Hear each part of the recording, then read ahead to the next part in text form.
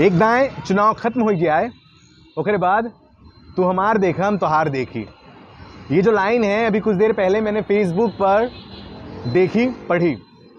किसी एक सज्जन ने इस तस्वीर को फेसबुक पर शेयर किया है और इस लाइन को लिखा है। इसमें आप देख पा रहे हैं कि पवन सिंह और खेसारी लाल यादव एक दूसरे से गले लग रहे हैं। जैसा कि आप सभी जानते हैं, कल शाम लखनऊ में भोजपुरी का एक शानदार अवार्ड का आयोजन किया गया था, जहां पर कुछ अनहोनी चीज़ें जो हम नहीं समझ पा रहे थे कि हो पाएगी वैसी चीज़ें हो गई। जैसे कि राम लक्ष्मण का मिलाप, भोजपुरी के दो सुपरस्टारों का मिलाप, पवन सिंह और खेसारी लाल यादव जी का मिलाप। वहाँ की तस्वीर तो हमने देखी, वीडियोस देखे जिसमें हमने मृदुल मनोज तिवारी जी को देखा, रवि किशन जी को देखा और इनके मौजूदगी में पवन और खेसारी जी ने एक दूसरे से गले लगा, दोस्ती की कस्में खाई और एकता दिखाई। लेकिन अब ये जो तस्वीर सोशल मीडिया पर तेज़ी से वायरल हो रही है, कहीं ना कहीं बहुत ही बड़े बड़े सवाल खड़े कर रही है। जिस सज्जन ने इस तस्वीर को शेयर करते हुए इंस्टाग्राम पर डाला है, उन्होंने लिखा है कि एक दाएं चुनाव खत्म हो जाए ओकरे बाद तू हमार देखा हम तोहार देखी। इसका मतलब क्या निकलता है? इसका मतलब आखिर निकलता क्या है?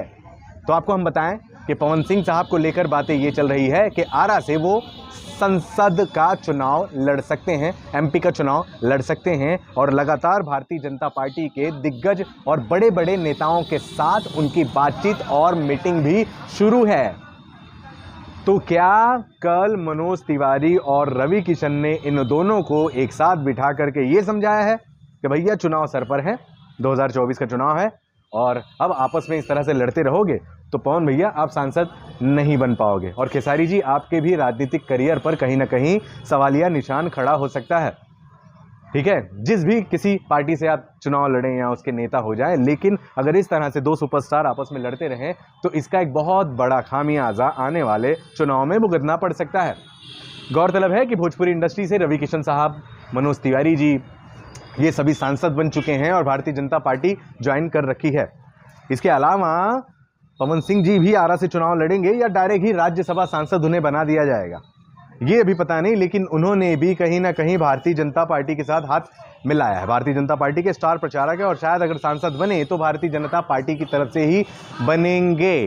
ऐसे में पवन और खेसारी जी की जो आपस में रोज लड़ाई हो रही है उसकी वजह से क्या क्या क्या भारतीय जनता पार्टी को बहुत बड़ा नुकसान पहुंच सकता है। गौरतलब है कि मनोज तिवारी जी भी चुनाव लड़ेंगे, रवि किशन जी भी चुनाव लड़ेंगे, निरहुआ जी भी चुनाव लड़ेंगे, शायद पवन सिंह भी चुनाव लड़ेंगे। ऐसे में ये तीनों ही चारों स्टार जो भोजपुरी के बड़े स्टार हैं, भोजपुरी के नामचीन दिग्गज हैं और अब नेता भी हैं, जब ये प्रमोशन करने जाएंगे तो कहीं लॉस ना हो जाए। एक दूसरे का प्रचार प्रसार ये लोग करते ही रहेंगे तो कहीं लॉस ना हो जाए। क्या इस वजह से रवि किशन और मनोज तिवारी जी ने सुलह कराई है पवन सिंह और खेसारी लाल यादव के बीच? इस तरह की कई तमाम खबरें इस समय मीडिया में चल रही हैं। ये जो तस्वीर है ये शायद अवार्ड के बाद की है, अवार्ड के पहले की है, मैं नहीं बता सकता, लेकिन जिस तरीके से खेसारी लाल यादव जी ने कपड़े नहीं पहने हैं, वो वाले जो स्टेज पर पहन के जाना था, उन्हें देखकर पता चल रहा है कि ये अवार्ड के बाद की है, क्योंकि खेसारी जी ने अपना कपड़ा चेंज कर लिया है और पवन जी ने अपने ऊपर के सिर्फ कोट और ब्लेजर ही हटाए। बहुत कुछ कह रही है तस्वीरें, हम बहुत ज़्यादा खुश हैं।